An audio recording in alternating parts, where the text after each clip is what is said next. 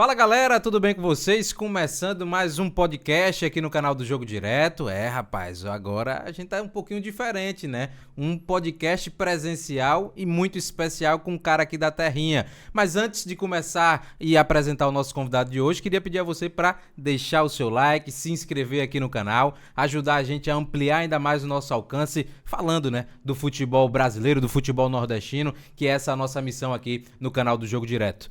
Apresentar o nosso convidado, um cara muito especial da terrinha, que já atravessou o Atlântico, já voltou de novo, um cara jovem que começou a sua carreira como atleta, teve ali algumas intempéries, não conseguiu render no alto nível e aí resolveu estudar. Quando começou a estudar, começou a ver o jogo de outra forma e agora dissemina a palavra da tática, a palavra do futebol para todo mundo e tem uma das maiores, se não a maior, consultoria de análise tática do Brasil. Eu tô falando de quem? Tô falando de Rafael.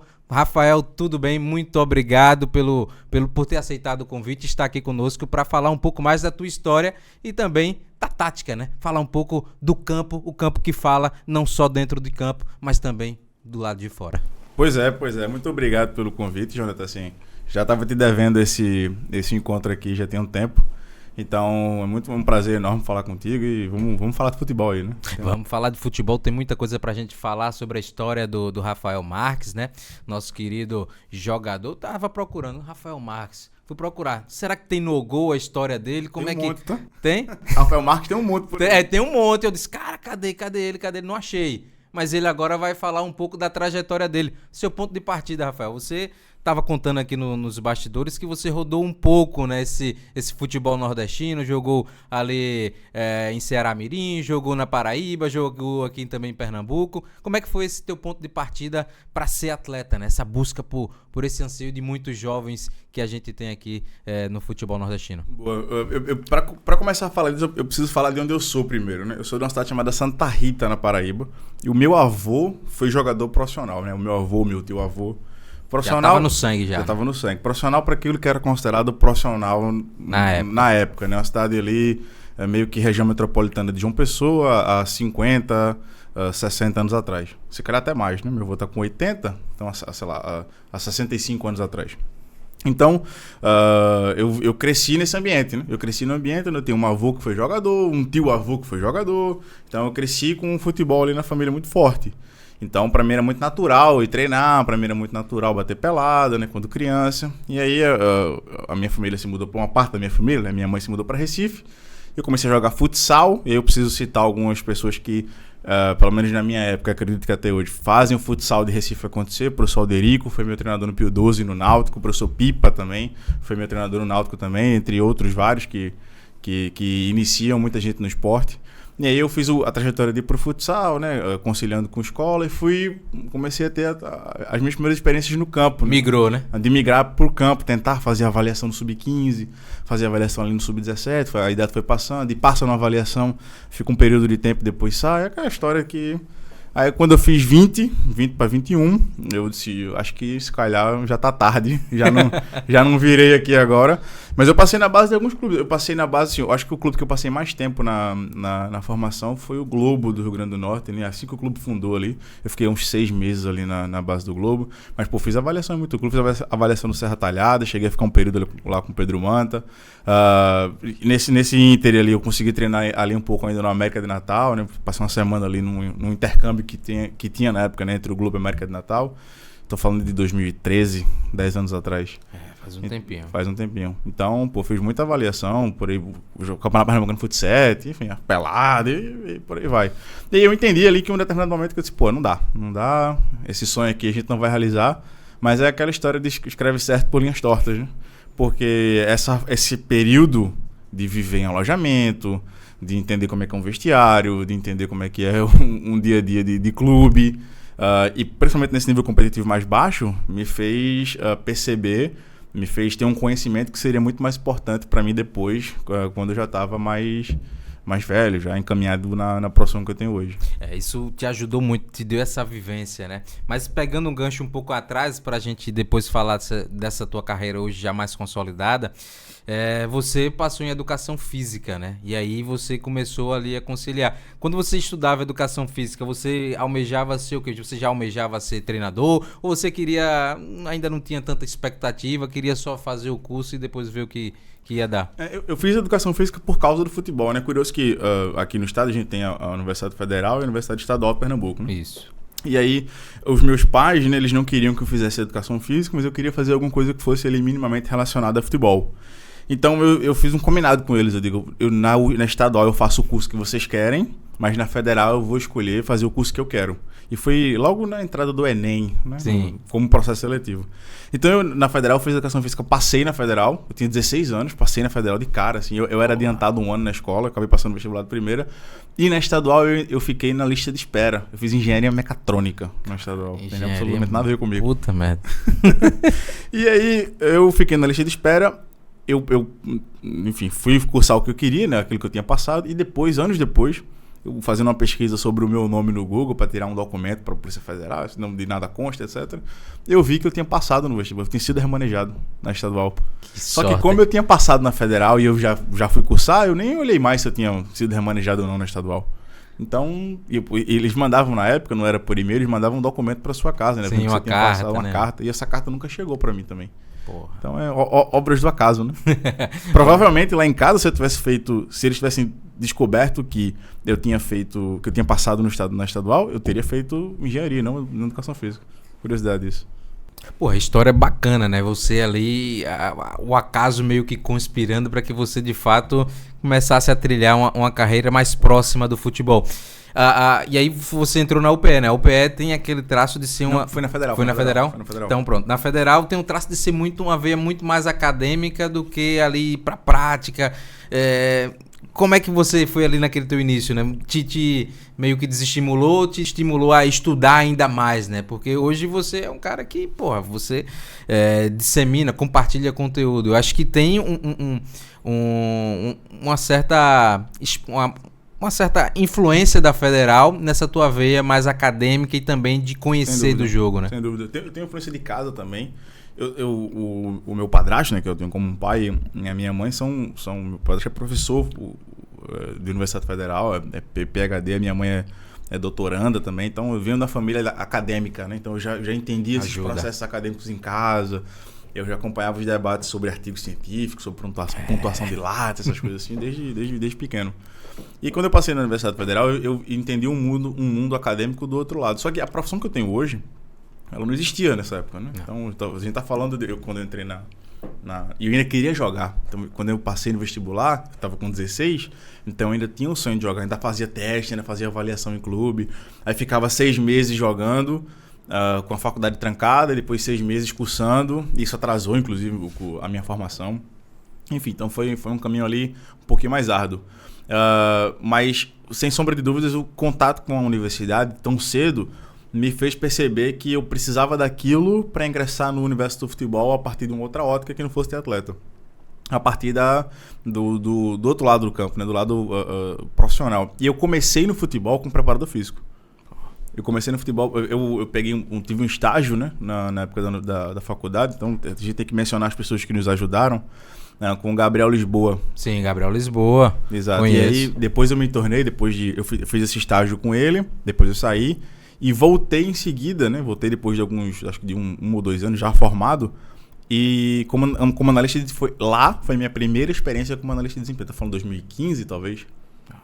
Então, eu estudei para começar aí, ele me convidou, a gente trabalhou junto ali, 2015 ou 2016, talvez. A gente trabalhou ali juntos, eu me tornei auxiliar dele, fui auxiliar do Gabriel Lisboa durante muito tempo. A campanha do Atlético Pernambucano na Série D, o auxiliar do Gabriel era... Eu tenho uma curiosidade, eu tenho até essa dúvida, eu queria saber se de fato foi assim. Mas o Gabriel, a gente não passou da primeira fase, né? Foi eliminado da primeira fase. A primeira fase da Série D eram 6 jogos. 6 jogos. No 4º jogo, o Gabriel foi expulso.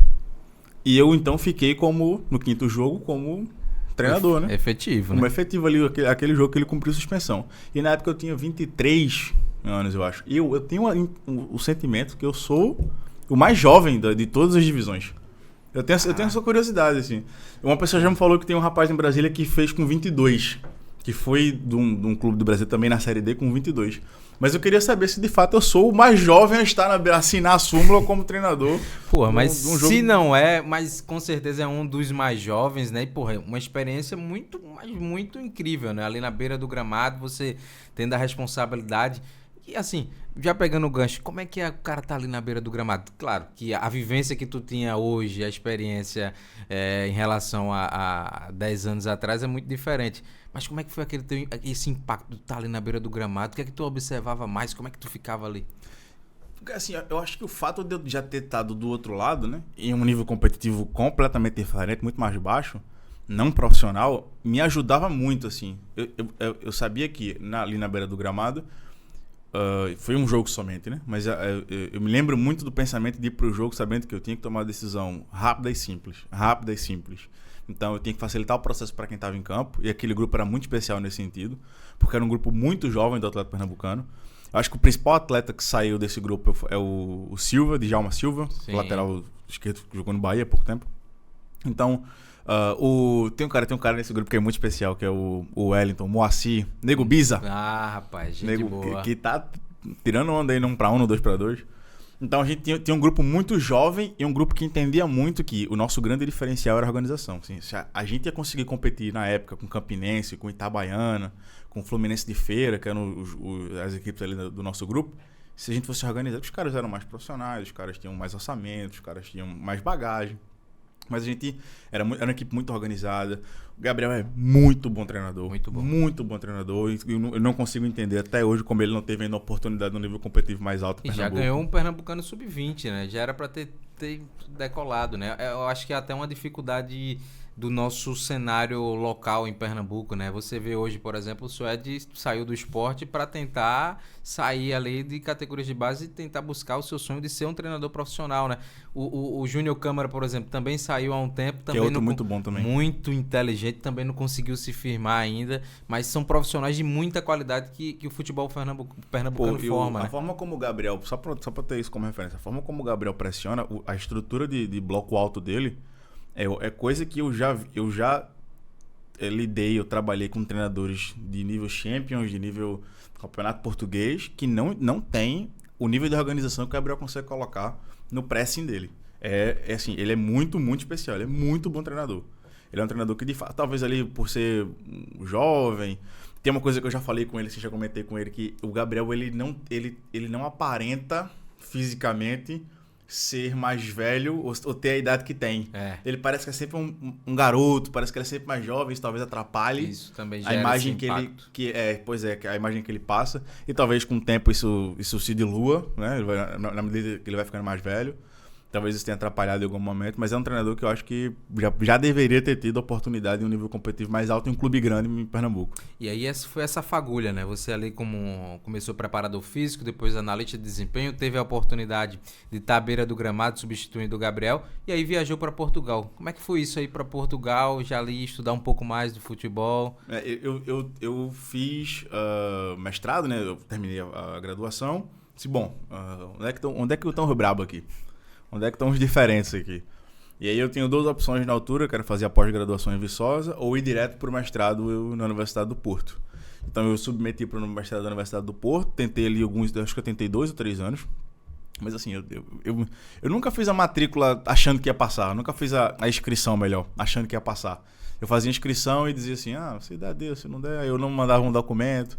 Teve uma única questão, dessa vez eu vou fazer de verdade. Dessa vez eu vou tentar tudo que eu posso tentar. Eu mandei a documentação certinha, preenchi tudo certinho. E na altura eu estava trabalhando na Next Academy. Sim. Então eu era treinador da Next Academy.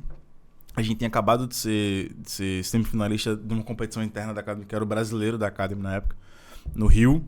E aí eu convivi com outros treinadores. Ele não estava na posição de treinador. Eu disse, acho que aqui eu tenho Tem futuro. Acho que dá. E aí quando eu fui para Portugal, eu nem tinha a intenção de continuar como analista, assim. Analista era a profissão que eu já tinha exercido há mais tempo, mas eu tinha ali alguma ambição de ser treinador, assim. Vou para Portugal para ser treinador, etc. E o mestrado que eu fiz lá, né, na Universidade do Porto, é o mestrado em treinamento. E quando eu vi o quanto os caras dominam de treino, eu disse, eu não sei dar um treino, não. É muito complexo. Eu vejo a galera na rede social, no Twitter, hoje mesmo tava falando sobre futebol. Eu tô falando, porra, tu tem muito conhecimento, não sei o que, já devia fazer pra treinador desse amigo. Eu não sei nada não, pai. Sabe uma coisa que me incomoda? Desse debate do posicional, funcional.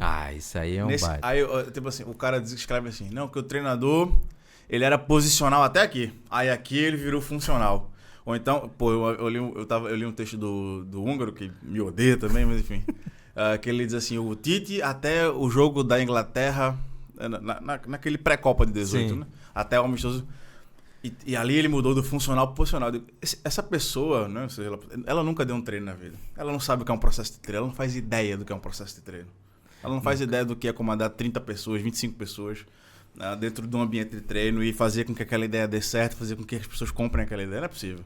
É complexo demais. Não é assim, não é que você muda de uma ideia para outra. Não, vamos dizer, agora todo mundo vai ficar aqui estáticozinho, bonitinho. Não é desse jeito. E em Portugal eu entendi que eu talvez não tivesse, talvez até tenha, talvez eu me subestime nesse sentido, mas talvez eu não tivesse as competências necessárias do ponto de vista de treino propriamente, de comando de treino, de confecção de exercício, para ser um grande treinador. Então eu disse, então deixa eu voltar aqui pro lugar que é o lugar que eu tenho um domínio, que é o lugar que eu já estava consolidado, que era a análise de desempenho. Que em Portugal também é absurdo. É absurdo. Você vê a comissão do Abel, né? Todos que fazem a função também de analista de desempenho são treinadores, né? Então ele... O analista do Abel, eu cheguei a conviver com ele na Universidade do Porto. Tiago, se eu não estou enganado o nome dele. Eu cheguei a conviver com ele ali na Universidade do Porto. Assim, eu não tinha muito contato com ele, mas cheguei a... Eu sei quem é. Sabe aquela pessoa que você conheci de vista? E aí eu já sabia que ele trabalhava com o Abel na época, inclusive. Quando ele estava na Universidade do Porto. Ou logo em seguida ele trabalhou com o Abel. Pô, e aí tu começasse lá vendo esferas, estando dentro de uma estrutura muito, mas muito boa, né? Para oportunizar, de fato, de estudar sobre futebol. E aí... Lá em Portugal, tu foi se descobrindo, né? Porque, assim, você era analista de desempenho, mas só que você começou a ter uma virada de chave, né? Você criou uma nova forma de se trabalhar, que antes não existia, né? E aí é que a gente fala que a evolução no futebol se dá por esses pontinhos que a gente tem de ruptura, né? Você começou a criar uma nova função, o analista que é voltado para o atleta, para o desenvolvimento do atleta. Como é que foi esse teu start? Como é que você viu esse insight para que você pudesse, eu não quero ser mais um, né? Então eu quero ser o cara e quero buscar um lugar que vai me dar destaque e que eu vou dar conta, né? Como é que foi esse teu insight? Cara, isso começou no Atlético Pernambucano, quando eu tava no Atlético Pernambucano. Um ponto pra mim que era muito evidente era quando eu chamava o atleta, eu era auxiliar do Gabriel na época, né? Dividia as funções de analista de desempenho e de auxiliar. Eu chamava o atleta num canto e eu mostrava um aspecto dele do jogo, levava o cara pro campo, fazia um exercício ou dois com ele de correção e o cara melhorava. E muitas vezes eu não levava nem o cara pro campo. Só de mostrar o material pra ele melhorava. Então eu dizia, a questão aqui pra mim não é que o atleta não sabe fazer, é que ele nunca foi instruído a fazer. Ninguém nunca sentou com ele e disse assim, olha, esse teu pé de apoio tá voltado pra dentro quando deveria estar voltado pra fora. O teu perfilamento corporal nessa situação tá A quando deveria estar B. E como ele nunca foi orientado nesse sentido, e a gente sabe como o futebol acontece muitas vezes o treinador não quer intervir, ou até mesmo não dá conta, né? São 30 atletas, não dá para dar um trabalho especializado para cada atleta ali para tentar minimizar os vícios que ele carrega, né? Exatamente. E muitas vezes, assim, pelo menos aqui na realidade que eu vivi, tinha muito um aspecto do treinador não intervir, porque se ele intervir, ele se sente obrigado a te colocar para jogar. Então, se eu disser assim, Jonathan, domina com o pé assim, se tu passar a dominar com o pé assim, tu me pressiona para eu te colocar para jogar, entendeu? Então, eu não ajudo o atleta, eu não faço com que o atleta se desenvolva, porque isso vai causar uma obrigatoriedade, uma relação com o atleta de que eu preciso colocar ele para jogar. Então, eu nem sabia dessa... Eu não vivia esse futebol, né, nesse sentido. Então, eu não tenho essas desconfianças que a estrutura internamente muitas vezes tem. Então, eu chamava o atleta e dizia, cara, faz isso, faz aquilo, esse ponto aqui, esse aquele ali, ajeita esse perfilamento. Quando eu saí do Atlético, eu entendi que ali tinha um nicho. Eu consigo ajudar atletas e cobrar o cara por isso. Eu não preciso estar dentro da estrutura do clube. Eu não preciso me limitar aos atletas que eu trabalho. E aí, eu já tinha percebido isso. E na medida que os anos foram passando, a gente foi começando a ter uma evolução tecnológica que permitia que eu conseguisse acessar esses atletas a partir de rede social. Então, pô, o cara que joga no Flamengo, o cara que joga no Corinthians, pra mim que tava em Recife, ele já não era mais tão inacessível. Porque eu já conseguia entrar em contato com ele no Instagram, já conhecia alguém que seguia ele, que conseguia fazer a ponte pra mim. Então eu comecei a abordar ali os atletas, comecei a trocar uma ideia com alguns atletas de nível competitivo mais baixo. E aí eu comecei a fazer um serviço com R$200, R$300, R$400. Um trabalho. Depois virou uma mensalidade. Pô, me paga uma mensalidade de R$250. E eu disse, cara, isso aqui tá pouco. E aí eu fui, até que chegou um momento que eu disse assim, não, isso aqui de fato é um... E isso maturou durante uns anos. Isso aqui de fato é uma saída, né? Então, pô, você precisa batizar essa parada aqui. Como é que chama isso daqui?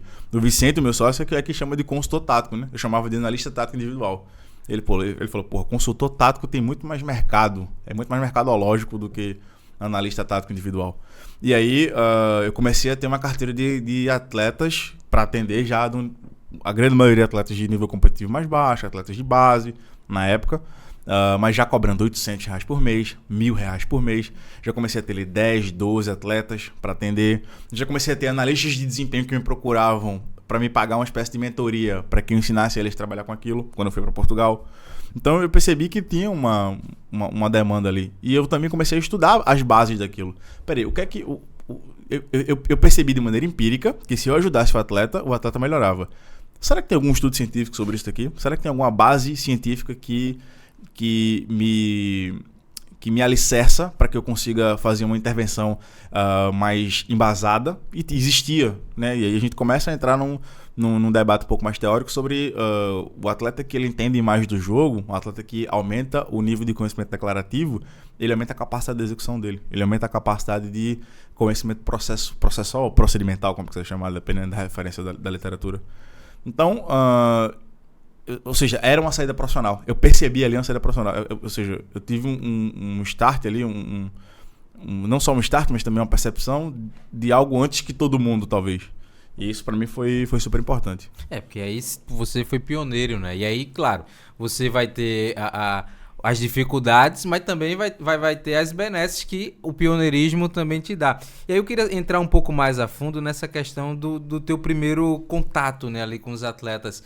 Porque a gente sabe que naquele momento a tática ainda não estava naquele nível de, vamos dizer assim, difusão, né? Hoje o debate é muito maior, né? A gente vê nacionalmente isso em todas as redes, pessoas querendo consumir esse tipo de conteúdo.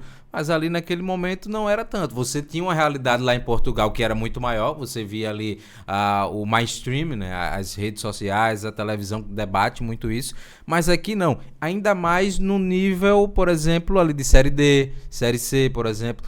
Como é que foi esse teu primeiro contato, né? Pra quebrar essa barreira, mostrar que, aqui, por exemplo, se tu fizer um domínio com a perna esquerda, utilizar mais a tua perna esquerda, tu vai aumentar o teu repertório de jogo, tu vai criar uma indefinição pro adversário, tu vai gerar mais possibilidades e vai conseguir ser mais efetivo. Como é que era esse contato com os atletas inicialmente?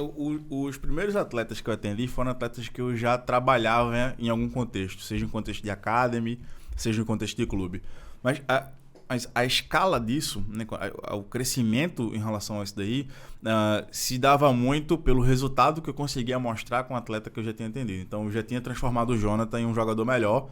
Eu usava, e isso aí era hoje eu sei que isso é uma estratégia comercial, mas na época era muito intuitivo. Então, eu pegava o Jonathan... Usava como portfólio. Como portfólio, né? Dizer, o Jonathan ele estava no ponto A, eu levei ele para o ponto B. Olha como ele melhorou. Então, quando eu abordava um novo atleta, eu usava o Jonathan de referência, assim, né? De exemplo para aquele novo atleta. E isso ajudava muito. Uma outra coisa que eu também fazia de maneira intuitiva ali era mostrar que ele estava abraçando um conhecimento, vamos dizer assim, uma estratégia, uma possibilidade antes que todo mundo. Quem chega primeiro bebe água limpa, né? Isso. Então eu dizia pra ele assim, isso aqui vai daqui no mercado, daqui a 2, 3 anos você vai ver os atletas grandes fazendo, que foi o que aconteceu. Então você vai ver os atletas grandes fazendo, se você fechar comigo agora, você vai pagar muito menos do que você vai pagar daqui a... Você vai se arrepender lá na frente de não ter fechado comigo hoje pelo preço. Eu me lembro de muitas vezes dizer isso. vai se arrepender de não fechar comigo hoje pelo preço que eu estou lhe oferecendo, porque daqui a pouco talvez eu me torne inacessível para você. E é o que foi que aconteceu com muito atleta, inclusive. Então, nesse momento ali, né, a gente começava a construir uma carreira nesse nicho, né? E construir um nome no mercado. Pelo menos internamente, dentro do network dos atletas que eu atendia, a gente tinha ali já o Rafael Analista. Inclusive, meu @ do Instagram, Rafa Scout, vem disso. Vem dos atletas dizendo, não, vou te passar o meu contato do Rafael Analista. O Rafael Analista. Não, analista não é bom não, velho. Qual que é o sinônimo mais próximo, melhor aqui? Porra, Scout. Então vai ser Scout, vai virar Scout. Aí foi daí que surgiu o Rafa Scout. Olha aí, a história do @ do Rafa. E Rafa, você falou que quando você teve o impacto na Universidade do Porto, de metodologia de treinamento, você disse, cara, isso não é para mim. Mas uma coisa que o consultor tático precisa identificar são os níveis cognitivos. Claro que hoje você está num nível bem alto, você está tratando com atletas do patamar de elite, mas no início da carreira não. Como é que era a tua pedagogia? Porque acho que é algo que é inerente da carreira do treinador ou do consultor tático, tem uma pedagogia. Como é que era esse teu trato, né? Esse trato fino com o atleta? Bom, eu costumo dizer que a didática que a gente leva às sessões, ela tem um quê que eu acho que é muito... Quando a gente vai estudar didática de fato, a gente aprende muita técnica e essas técnicas podem de alguma maneira suprimir quem você é enquanto ser humano, a tua personalidade. Isso não significa dizer que a técnica está ruim ou que ela está errada, mas não suprima, permita ser quem você é quando você trata com o atleta. Então, de maneira intuitiva, eu já fazia muita coisa que depois eu descobri que era uma abordagem construtivista, que era uma descoberta guiada. Mas eu te confesso que eu comecei a trabalhar com os atletas e depois eu fui estudar como conduzir uma sessão. Depois eu fui estudar como pedagogicamente eu deveria tratar um atleta de 15 anos diferente do atleta de 25 profissional já. Mas dos pilares que a gente tem na Performa hoje, que eu trouxe desse período, né, de antes da Performa existir, inclusive. Performa, para quem não sabe, é a nossa empresa de análise de desempenho individual, de consultoria tática. A abordagem, você tem que construir a sessão com o atleta, então ela tem que de fato ser construtivista na concepção do termo, de que o atleta ele me conduz na medida que eu conduzo ele, é uma troca. Sim. E eu nunca dou a resposta para o atleta de mão beijada. É uma descoberta guiada, de fato. Né? A gente precisa conduzir o atleta para que ele próprio entenda aonde ele vai. Para que ele próprio chegue nas conclusões daquilo que a gente acredita que é o melhor para ele, daquilo que a gente acredita que é o ponto mais forte dele. E precisa ser desse jeito para que ele tenha espaço, inclusive, para discordar. É importante, né? Porque se eu mostro para o Bruno Guimarães, Bruno, eu acho que nesse momento do jogo você deve fazer assim. Ele vai dizer, balançar a cabeça, internamente ele vai dizer. Pode falar palavrão aqui, não? Puta que pariu, quem tava vivendo o jogo era eu, porra, não era tudo. Vai tomar no teu cu e vai balançar a cabeça e vai ser isso aí.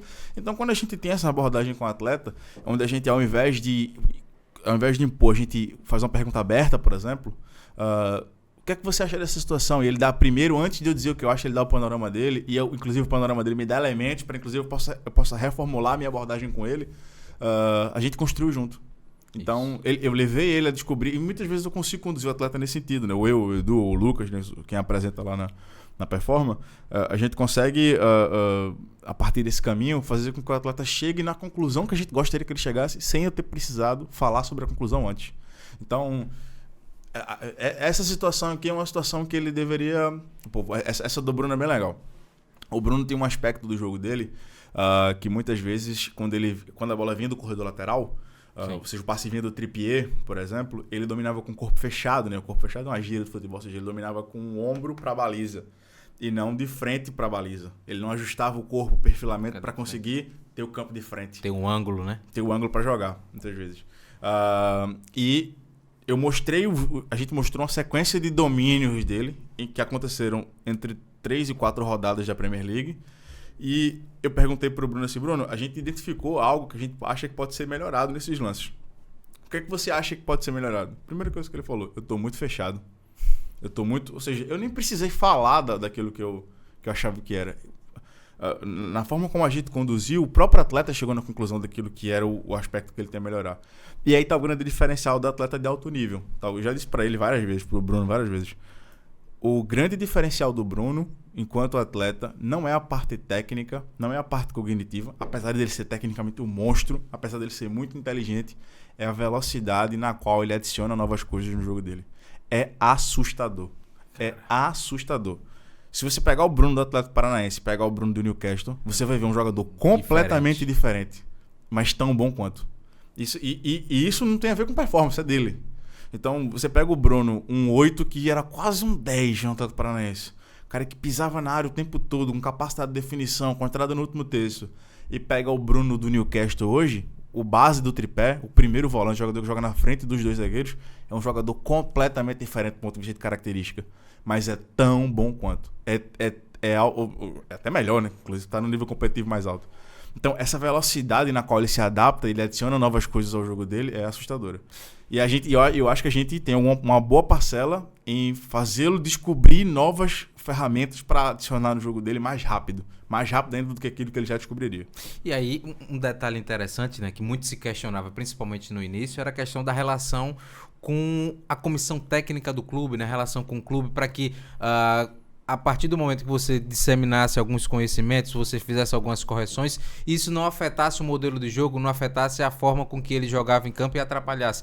Como é que isso funciona no dia a dia, né? Como é que vocês têm a preocupação, por exemplo, antes de dissecar, né, o modelo de jogo do clube, do treinador, as informações? Como é que funciona isso, Rafa? Pô, boa pergunta. A gente costuma dizer que o modelo de jogo do treinador é rei. A gente não se mete nesse sentido. Ou seja, em hipótese nenhuma, a gente vai orientar o nosso atleta a fazer algo que seja ruim para o modelo de jogo do treinador. Nunca. Eu posso até discordar do treinador, mas eu jamais, em hipótese alguma, vou prejudicar o meu atleta para com aquele treinador. Isso é regra na performance. Então a gente nunca fala mal do treinador. Por mais que a gente tenha intimidade com o atleta, a gente nunca fala mal do treinador.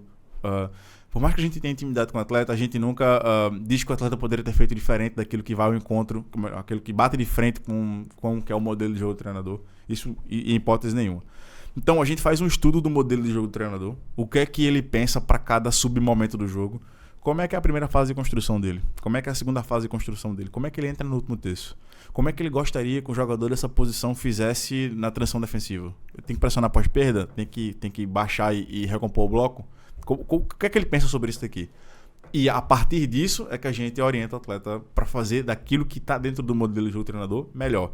E muitas vezes acontece, a gente tem uma orientação com o atleta diz, não, o treinador não quer que seja assim. A gente diz, então, a gente guarda o material, põe no bolso, diz, o que vale é o que o treinador gostaria que fosse. Exato. Então, a gente nunca tentou se sobrepor. A gente tem muito claro na nossa estrutura que hierarquicamente a gente está abaixo do treinador, a gente não quer esse conflito, não quer esse choque. Então, isso é bem estabelecido. E o atleta, isso fica claro para o atleta no primeiro contato conosco. A gente diz para ele que a gente não vai prejudicá-lo nesse sentido, até para que ele fique tranquilo.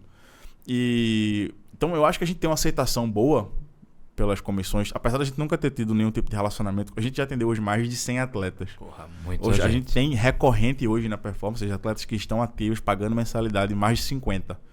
Então, a gente nunca teve nenhum contato com comissão de nenhum atleta nosso. Eles nunca quiseram, não sei porquê, mas a gente também nunca teve uma situação de proibição. Quer dizer, não queremos que nosso atleta trabalhe com você. Então, eu não sei se eles não sabem que trabalham conosco, mas pelo menos os que sabem, aquele que a gente sabe que sabem, os atletas que a gente atende, que a comissão sabe que o atleta é atendido por nós, pela gente, né, por nós, a gente nunca teve nenhum tipo de problema. Agora, outro ponto interessante que eu queria abordar com você é que, por exemplo, nesse contato inicial que você tem com o atleta, vocês buscam, por exemplo, dar alguma bagagem teórica, porque às vezes o atleta por mais que hoje você esteja no contexto de elite, né, que é bom para frisar, mas você pegou atletas de vários níveis, né? E às vezes o cara quer entrar nessa consultoria tática, mas o cara, pô, não sei como é que funciona isso, não conheço os termos, tem essa preocupação com a questão linguística, né? Porque no Brasil há uma regionalização muito grande, né? O facão aqui não é a mesma coisa lá no Rio Grande do Sul. Uhum. Então, como é que funciona também na questão da linguagem e se há uma base teórica para que o atleta facilite essa comunicação entre vocês? A gente utiliza uma técnica que a gente chama de linguagem de associação. Isso aqui é coisa que eu não costumo falar, porque isso dá munição para os concorrentes. Né? Mas eu vou falar para o segredo. É o segredo. Linguagem de associação é eu falar assim: a tua equipe está em primeira fase de construção, ou seja, ela está saindo para o jogo. É o isto é o ou seja. Então, eu falo um termo e depois eu repito o termo de uma maneira que ele entenda. E nessa linguagem de associação, o atleta começa a entender o que é a primeira fase de construção. Chega um determinado momento que eu posso falar somente primeira fase de construção, sem falar saída para o jogo, que ele já vai compreender aquele termo. Então, só que isso é introduzido aos poucos com o atleta. E a gente, inicialmente, quando a gente pensou na estrutura da empresa, a gente iria fazer uma avaliação do nível de conhecimento declarativo do atleta. Mas a gente percebeu que isso tinha duas consequências. A primeira, que poderia causar um constrangimento para o atleta, caso o nível de conhecimento declarativo dele fosse baixo. E segundo, que a aplicabilidade dessa avaliação ela é ruim. Ou seja, eu teria que mandar uma avaliação para o atleta fazer em casa, ele provavelmente não faria. Então, alguns atletas não teriam essa adesão, isso ficaria defasado. Então, a gente percebeu que não fazia sentido. A gente tentou até, mas a gente percebeu que não fazia sentido fazer essa avaliação inicial. Então, por feeling, vamos dizer assim, né? por uma questão de percepção, a gente consegue entender se o nível de conhecimento que esse atleta tem do jogo é mais alto ou mais baixo. O quanto ele entende do jogo. E aí, alguns atletas eles entendem muito da sua posição, aquilo que a gente chama de relação individual. Outros entendem da posição dele, da posição de um jogador que joga próximo dele, ou seja, relação grupal. O cara é zagueiro pela esquerda, mas ele também entende as regras de ação e as dinâmicas que o lateral esquerdo precisa fazer. Alguns entendem para além disso, ou seja, relação setorial, que é o cara é um volante, mas ele entende as questões de um 10 no jogo, o que é que um 10 precisa no jogo, a força do passe, em que lado do pé a bola tem que entrar, ou seja, ele é um jogador que tem um entendimento setorial. E tem atletas que entendem do jogo. Então, você conversa com ele sobre um jogo do que ele nem jogou sequer e ele consegue te dar uma opinião boa, profunda sobre aquilo que aconteceu no jogo.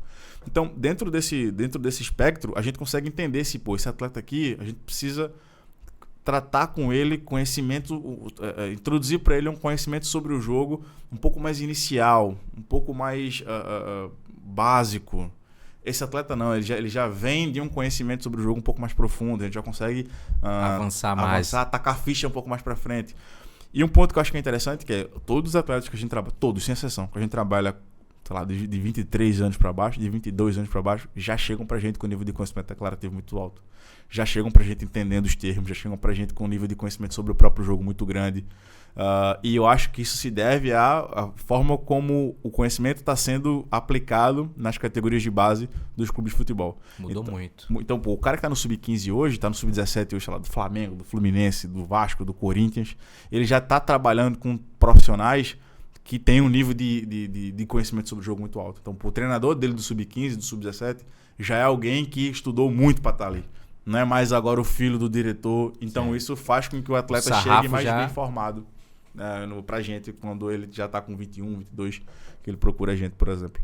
Para além do conhecimento, eu acho que outro detalhe também é a questão da personalidade, né? Vamos aí tocar, por exemplo, no Michael Jordan, né? O cara que tinha uma personalidade difícil, que gostava de ser desafiado.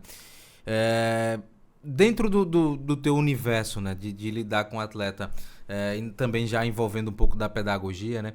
Como é que vocês buscam identificar a personalidade do atleta? Porque hoje a gente vê, por mais que haja um recorte grande, né, um funil aí, que o cara está indo buscar esse conhecimento, então a gente imagina que de fato ele queira, não esteja ali, tô aqui só por estar. Então já tem uma predisposição a estar. Mas hoje você tem atletas jovens, por exemplo, que isso aqui, cara, tira a atenção muito fácil, se desinteressa rápido do assunto, se não é com a metodologia, que se não é de uma forma que traga desafios para eles. Como é que vocês tentam identificar isso? Vocês já se depararam com esse tipo de situação lá na Performa? Sim, a gente sabe que o nosso serviço não é para todo mundo. Não é um serviço para todos os jogadores. Tem um perfil de atleta que abraça mais esse serviço. E geralmente, e graças a Deus, né, pelo fato que eu descrevi agora há pouco, a gente tem cada vez mais atletas com perfil para fazer isso. Mas existem alguns atletas que eles não acham que o cara simplesmente não... Isso é muito interessante falar. A relação é muito direta entre o quanto o atleta é dedicado à profissão e o quanto ele tem de sucesso. É muito evidente esse paralelo. São grandezas assim, proporcionais, né? Totalmente. E aí, o nosso serviço se encaixa para aquele cara que quer se desenvolver. É aquele cara que tem um personal trainer à parte por fora, é o cara que faz a fisioterapia à parte por fora, é o cara que cuida da alimentação, que muitas vezes tem um cozinheiro ou uma cozinheira em casa, fazendo a comida dele ali para que ele possa comer saudável sempre. É o cara que, enfim, que vê jogo, que está interessado no esporte que ele pratica. Que eu acho uma coisa que não entra na minha cabeça, eu jogo assim, não, eu gosto de jogar, eu não gosto de ver, não. Pô, beleza, irmão. Fica difícil, né? Pô, é tua profissão, irmão. Tu não gosta de ver a tua profissão? Não é que vá ver todo o jogo, né? Mas você seleciona ali os grandes jogos onde estão os grandes atores, os grandes intérpretes. Né? Ou então, pô, eu vou ver o jogo do meu adversário, pô. Então, esse pra mim é uma coisa que não casa. Todos os atletas que eu conheço que tem esse discurso, todos, sem exceção. Ah, mas o Neymar já falou isso. Todos, sem exceção. Eles estão... a carreira deles foi abaixo do que ele poderia ter sido. Sem dúvida. Porque, não, isso Jonathan, isso Renato, como é que eu não me interesso pela minha profissão e eu quero ser o melhor da minha profissão? Isso não, como. A conta não fecha. Não fecha, não. Então, a gente sabe que a gente tem um perfil de atleta, que é esse perfil que eu estou descrevendo, né? Que o cara é mais interessado, que tem um fisioterapeuta por fora, que assiste jogo, que tem, enfim, esse perfil que hoje em dia eu acredito, inclusive, que seja a maioria dos atletas, é esse cara que vai nos procurar e que vai dar certo, vai dar match ao serviço. Se ele não tiver esse perfil, vai ser muito... E a gente já atendeu atletas que não tem esse perfil. É muito difícil porque ele não acha relevante, ele não acha importante, ele não tá... a gente se torna pro cara a aula de inglês chata que ele tem que fazer na semana, entende? E a gente não quer isso. A gente quer que o cara esteja na sessão com tesão, pô. Que ele esteja ali querendo ver o jogo dele, aprender o que ele tem pra melhorar, o que é que ele faz de positivo. Pô, João, tem atleta que não se conhece, irmão. É isso. Tem atleta que não sabe o que faz bem, pô.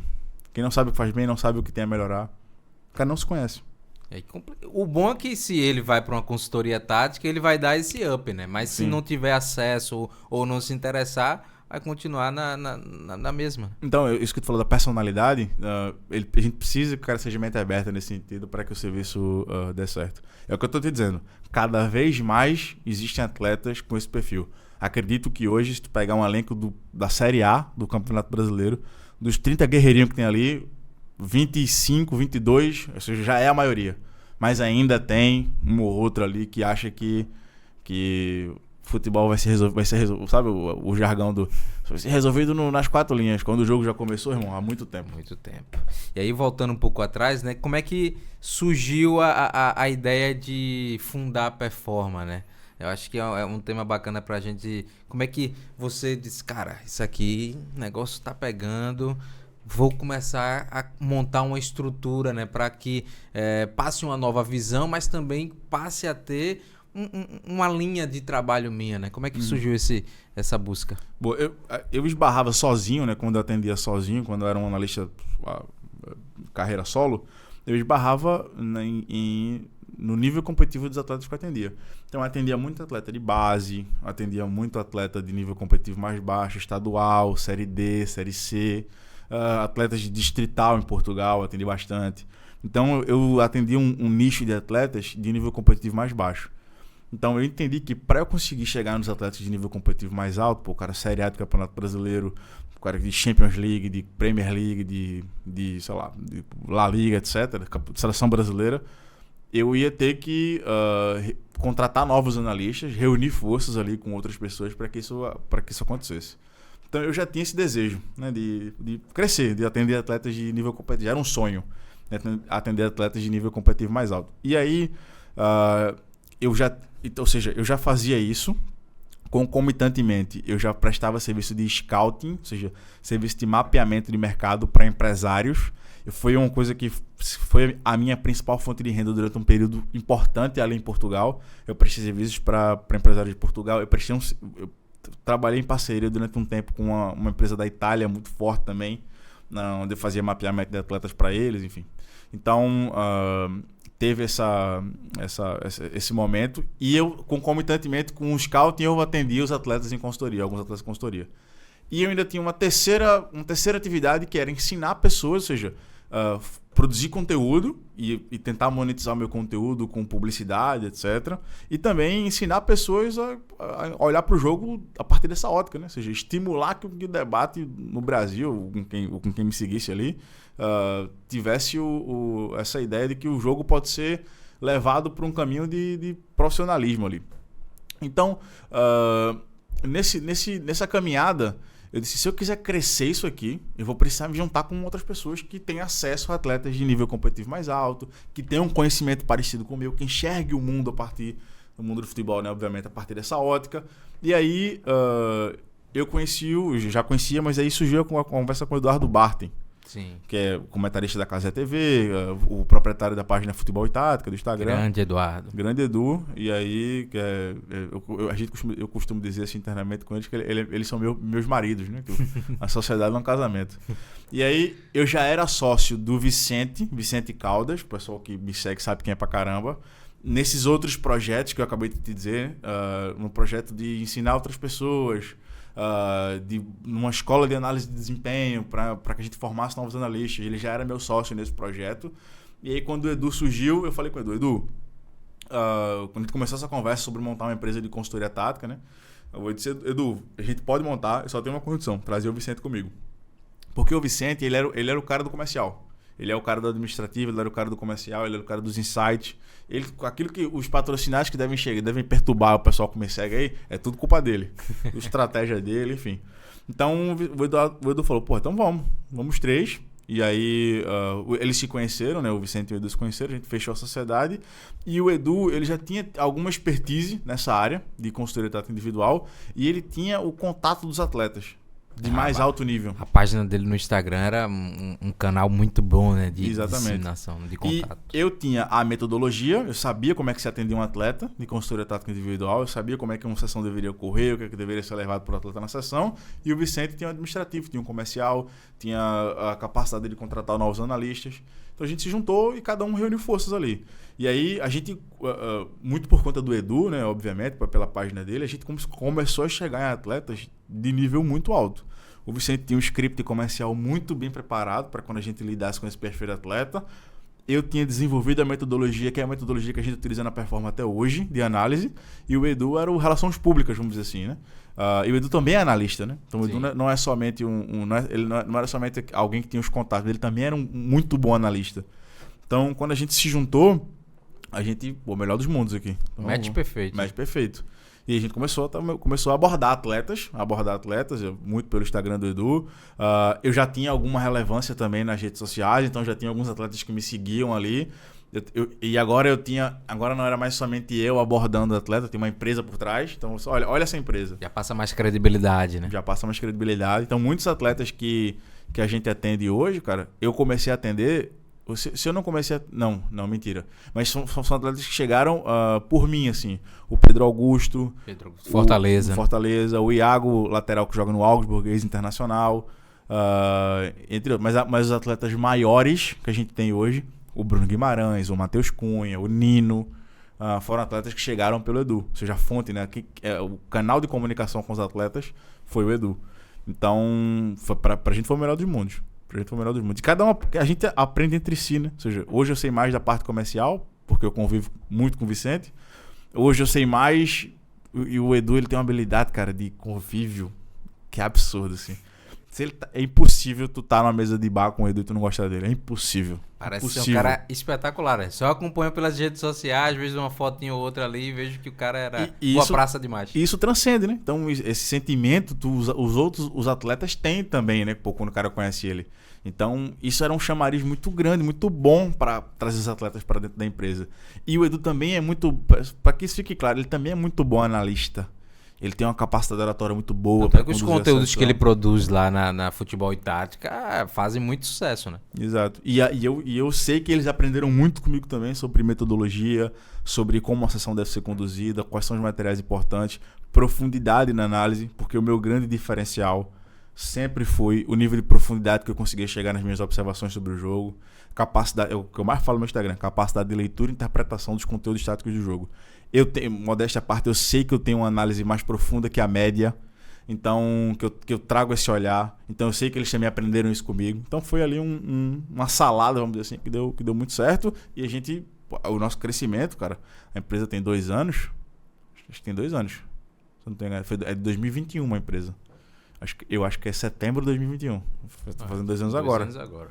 A gente tem um crescimento absurdo nesse período. A gente, a Outlier, né, que é a nossa principal concorrente no mercado hoje, que a gente tem um bom relacionamento com o Diego, inclusive com o proprietário, que ele dominava o mercado na altura. Cara, a gente passou os caras muito rápido, velho. Muito rápido. E isso tem muito... O segredo disso é muito o relacionamento que a gente tem entre a gente e como isso reflete no restante da empresa. E como é que está estruturado hoje a Performa, né? Você falou dos seus sócios, mas também tem alguns analistas por trás. Como é que está hoje estruturado o corpo da Performa? Boa. A estrutura da Performa hoje é o seguinte. A gente tem... Cara, eu não sei... A gente acabou de fazer contratação de analista. Então, a pessoa que saberia isso era o Vicente.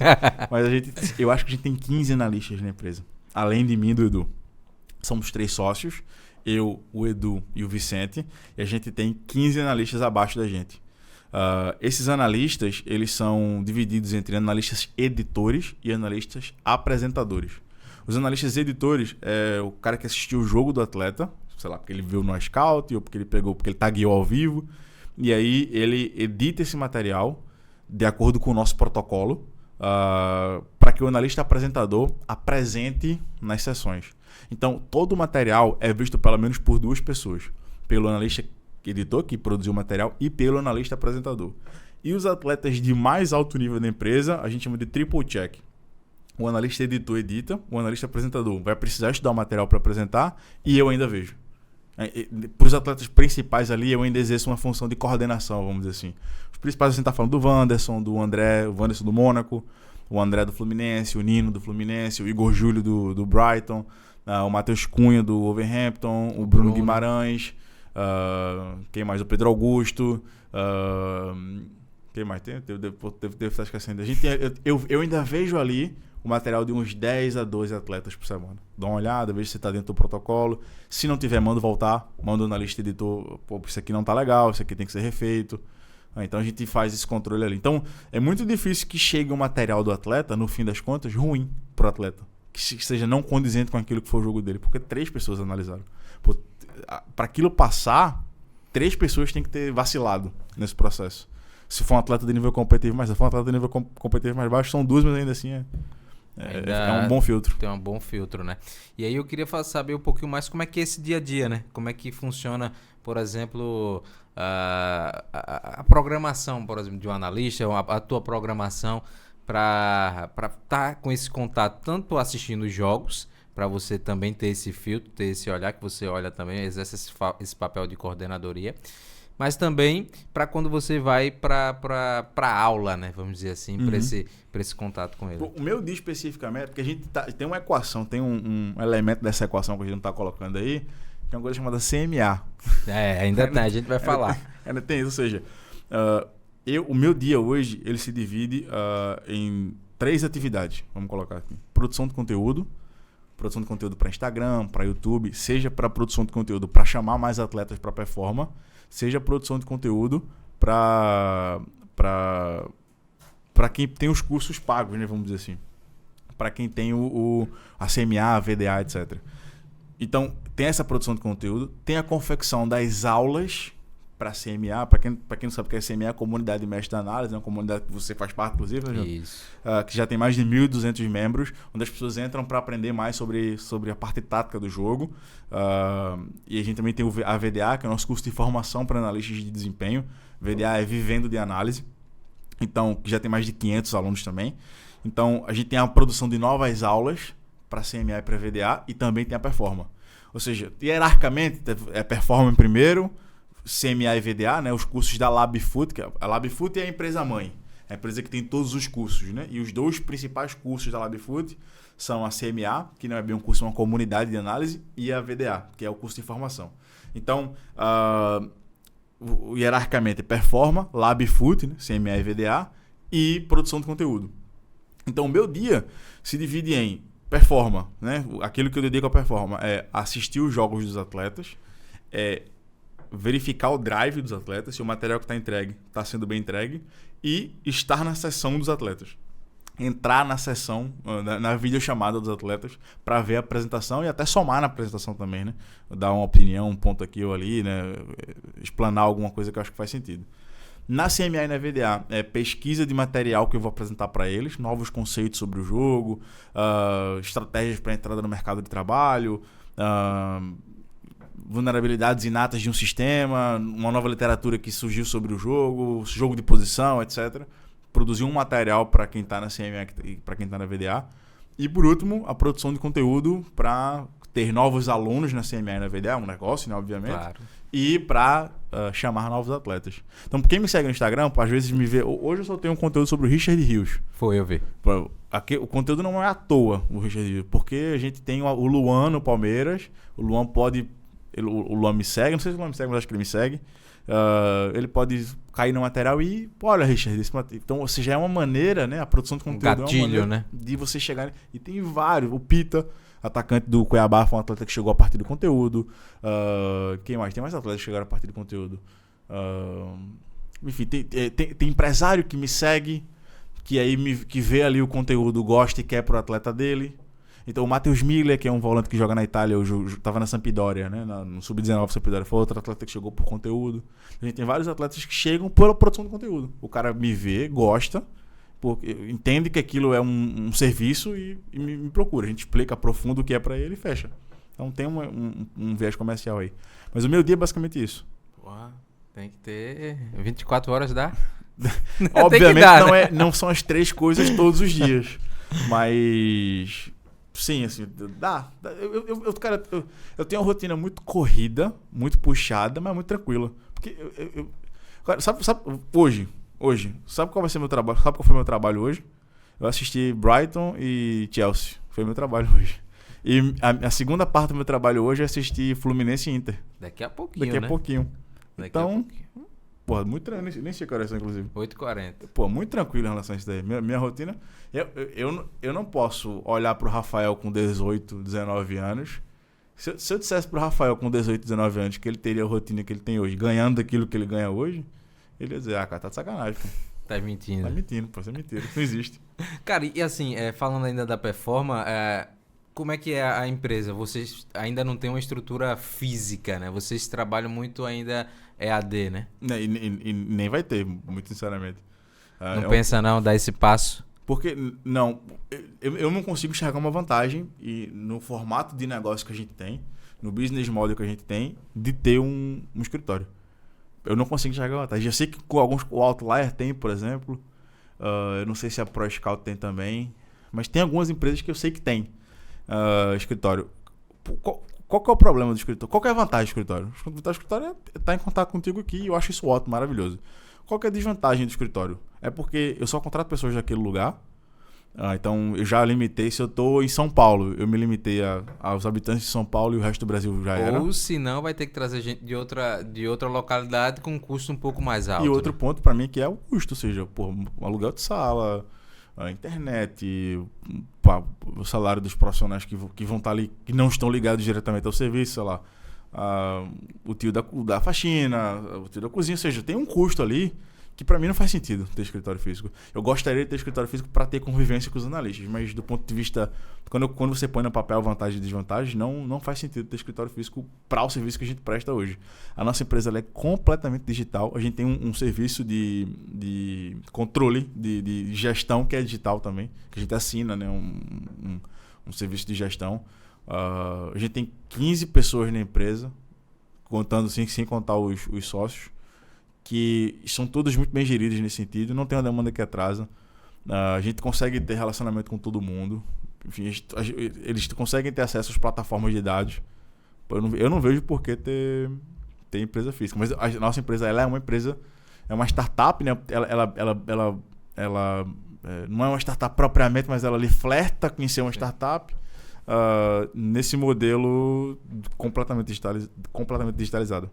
Agora, a gente vê muito no cenário europeu, né, que a consultoria tática já existe, né? Mas também já existe uma especialização de outras atividades, na preparação física. Vocês pensam também em ramificar um pouco mais, também entrar nesse tipo de mercado? Não, isso não é consenso entre a gente. Eu e o Vicente não. O Edu gostaria de fazer o 360, né? Por oferecer para o cara fisioterapia, preparação física, análise de desempenho. Eu tenho muita dificuldade de enxergar a viabilidade do ponto de vista prático disso. Muita dificuldade de entender como é que isso poderia ser feito. A não ser que eu trabalhasse com um atleta somente, ou com 2 atletas somente. E tivesse lá com ele no dia a dia, assim. Mas por que o preparador físico dele... por que ele teria que estar vinculado a mim para fazer a preparação física? A barreira de entrada é muito baixa. Então, eu não acho que faz sentido, assim. Mas o Edu gostaria, é um sonho do Edu, de fazer o 360, assim. Mas pode ser até que seja uma coisa que a gente vá... Se a gente conseguir ver viabilidade, pode ser uma coisa que a gente pense daqui para frente. Porém, não é algo que a gente pensa para agora, né? Para curto, médio prazo, a gente tem outros objetivos. A gente posso te falar aqui alguns anseios que a gente tem, né, enquanto empresa, né? Eu não sei se isso é consenso entre os 3, mas pelo menos é uma coisa que eu acho que faz sentido. Aumentar a quantidade de atletas que a gente atende de nível competitivo mais alto. Tem uma coisa que me incomoda na empresa assim, um pouco, e aí tem um quê de vaidade também aí, que a gente não atende nenhum atleta de clube grande na Europa. Apesar do Bruno Guimarães ser um jogador enorme, apesar do Matheus Cunha ser um jogador enorme, a gente não tem Barcelona, Real Madrid, Chelsea, Manchester United, sabe? Assim, um clube que... seja o carro-chefe, né? Assim, então, talvez nem seja um atleta do ponto de vista de tamanho do atleta, talvez nem se torne um atleta como... sei lá, um atleta que ocuparia essa prateleira na empresa, né, do ponto de vista de posicionamento. Mas, sem sombra de dúvidas, e esse é um anseio que eu tenho, não sei se o Vicente e se o Edu tem também, não tenho como falar por eles. Mas, e aí falando do ponto de vista mais comercial mesmo, né, a gente quer crescer a quantidade de atletas no mais alto nível competitivo na Europa. A gente tem o objetivo de ter pelo menos um atleta em todos os clubes da Série A do Brasil. A gente tem 13, se eu não me engano, são 13 clubes da Série A, que a gente tem pelo menos um atleta. A gente gostaria de ter em 20. Porque isso do ponto de vista, além do caixa, né, que entraria, do ponto de vista de posicionamento também é muito interessante. A gente tem um departamento de mercado na empresa também, onde a gente oferece serviço de marketing de mercado para empresários, para clubes. E apesar de já estar andando bem, está muito melhor do que estava antes, a gente ainda acha que tem muita margem para crescer, tem muito empresário para atingir, tem muito clube que a gente poderia ajudar. Então, a gente tem esses anseios vêm antes de pensar em oferecer também preparação física, fisioterapia, etc. pro atleta. A gente já está chegando na reta final dessa entrevista com o Rafa. Eu acho que um tema não poderia fugir, né? Que volta e meia tá lá no Twitter, volta e meia você se posiciona. Eu falei num podcast passado com o Rodrigo Leitão sobre esse tema. E aí eu queria saber essa dualidade, jogo de posição, jogo funcional. O Rodrigo Leitão emitiu a opinião dele. E aí eu queria também te ouvir, que você tem um embate muito grande com o Húngaro, né? O Húngaro que é uma personalidade ali do Twitter, a gente não sabe quem é, mas utiliza esse pseudônimo. Eu não sei não, mas se você sabe, conte aqui, revele aqui pro povo. Não sou eu que vou fazer isso. Mas eu queria saber essa dualidade, né? Como é que você vê o jogo de posição? E se existe de fato esse jogo funcional, se ele representa demais essa cultura brasileira, ou se o jogo de posição já está tudo inserido? É boa pergunta, né? Eu vejo muitos problemas uma coisa que eu não tenho essa vaidade, sabe? É um primeiro ponto que eu acho que precisa ser dito assim. Eu não tenho essa vaidade de ler o material do cara. Para eu poder criticar, eu tenho que entender, porra. Eu tenho que ler o que o cara escreveu. O mínimo. Pois é. Então, quando você para ler os textos que ele escreveu no Medium, eu consigo encontrar vários aspectos que eu discordo completamente, frontalmente, daquilo que é daquilo que ele projeta ser jogo de posição. Então, isso de saída já me pega um pouco, já me deixa um pouco mais ressabiado, porque como é que eu vou contemplar a confecção de um conceito e esse conceito ele surge com o objetivo de ter antagonismo a uma ideia eurocentrista, se eu não entender a ideia eurocentrista, se eu não conseguir... Se ele não conseguiu alicerçar bem. Alicerçar bem. Esse é o ponto para mim.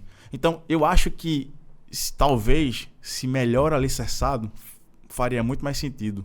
E é impossível desassociar uma coisa da outra. Mas você... um argumento que eles usam muito, né? Mas o conceito tá aí, né? Mas o conceito nasce errado, na minha opinião, na minha forma de entender. Ou seja, o conceito nasce como uma contraposição de algo que ele não entendeu. Então, quando ele fala assim, o jogo de posição é estar parado nas suas posições, o jogo de posição é a esperada da bola, e ele trata o jogo de posição quase como se fosse um jogo de prego, ele não sabe o que é jogo de posição. Na verdade, eu acho que ele fala muito mais, ele dá uma ênfase muito mais na questão cultural, né? Ele se pauta muito mais no cultural e não se preocupa muito em dar a base conceitual do jogo de posição, né? E eu acho que quando ele faz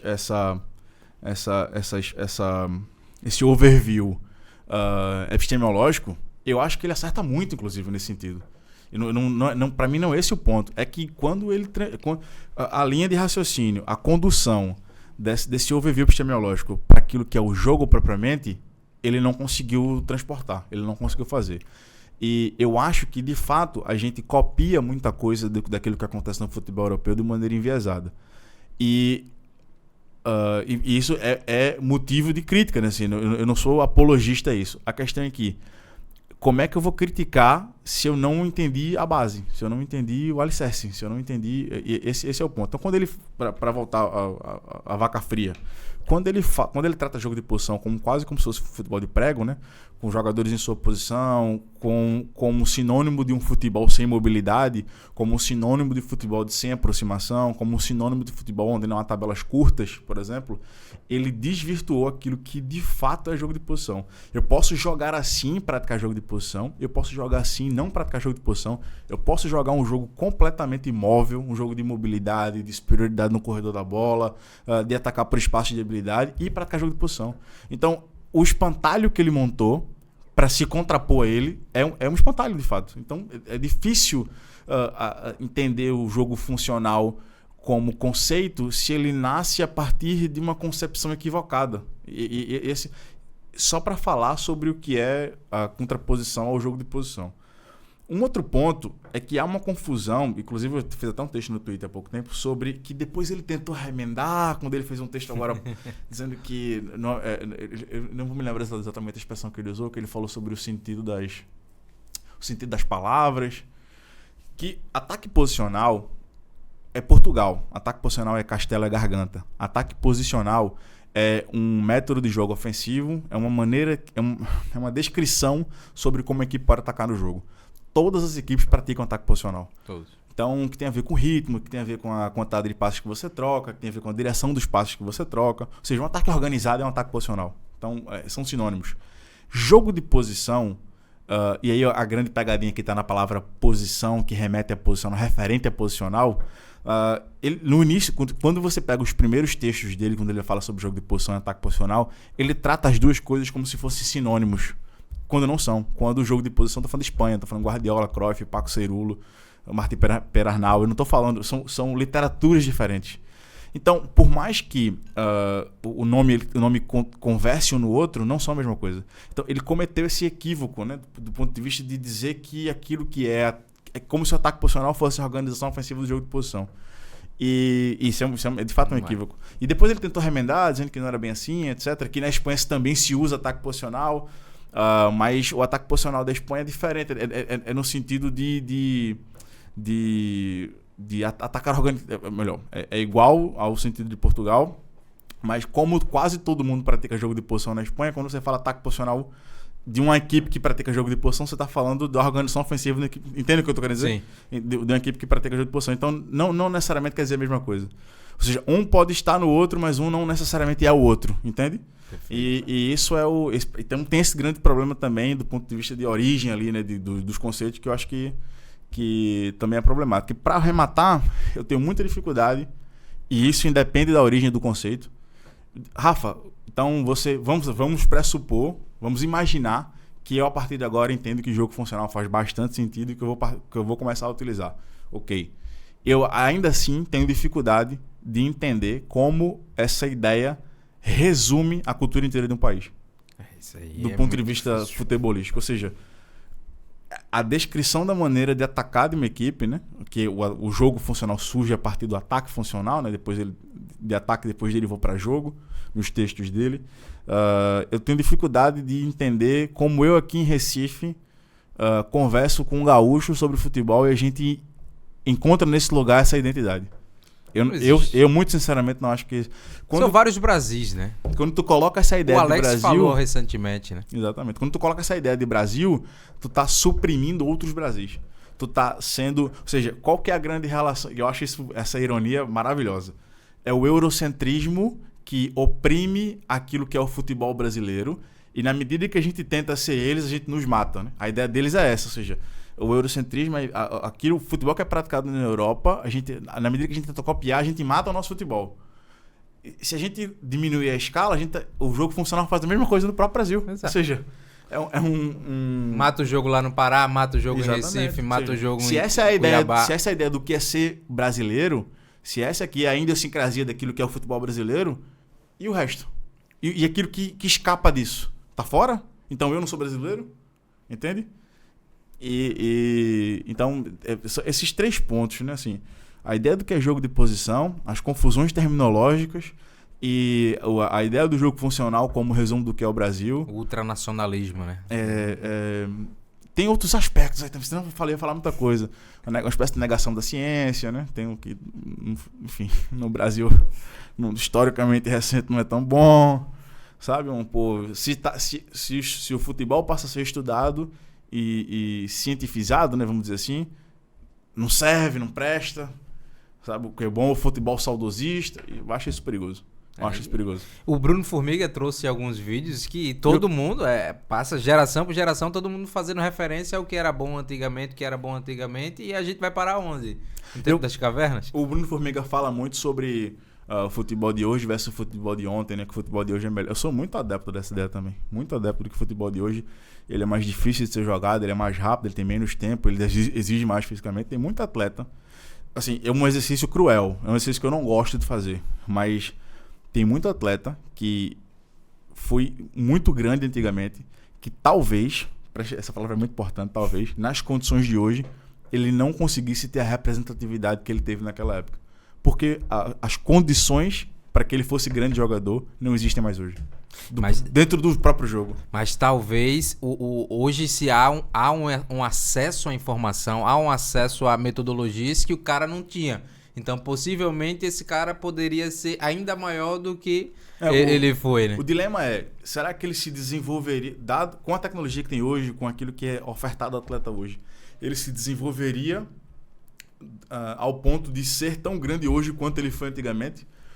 Para mim, a principal condicionante dessa pergunta, ou seja, pega o atleta de antigamente e põe o cara no jogo de hoje, mas também dá a ele todas as condições que o atleta tem hoje. Para mim, a principal condicionante dessa resposta não é o atleta, é o jogo. Entende o que eu tô querendo dizer? Sim. Não é quem ele é enquanto jogador, é o quanto o jogo mudou. Ou seja, eu não vou citar não para não entrar em polêmica, mas tem jogador que viu o jogo antigamente, que o cara recebia a bola no meio de campo, ele dava um tapa, dava outro tapa e pum, fatiava uma bola de 60 metros. No primeiro ele tá pressionado.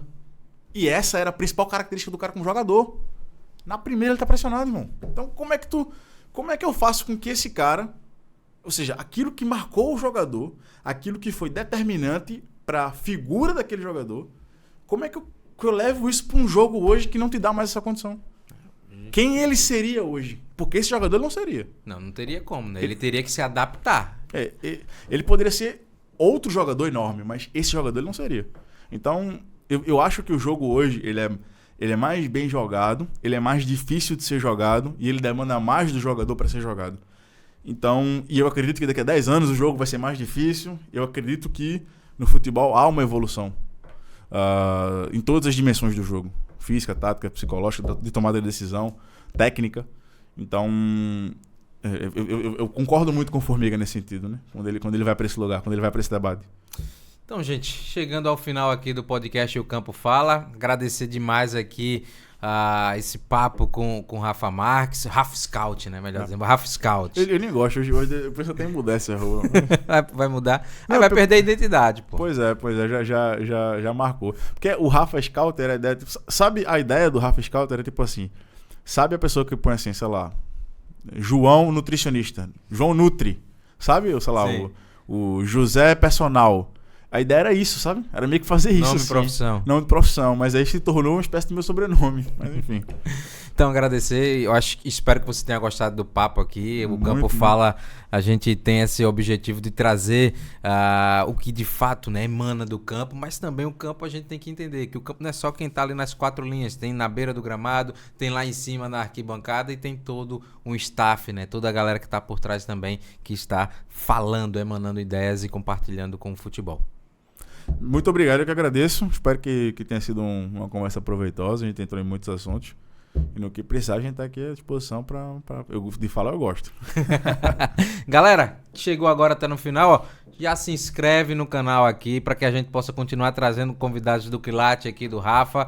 E claro, né, comenta aqui o que você gostou, que você achou dessa entrevista, que é sempre bom a gente estar interagindo. A gente vai ficando por aqui, até a próxima e tchau, tchau. Tchau, tchau, valeu.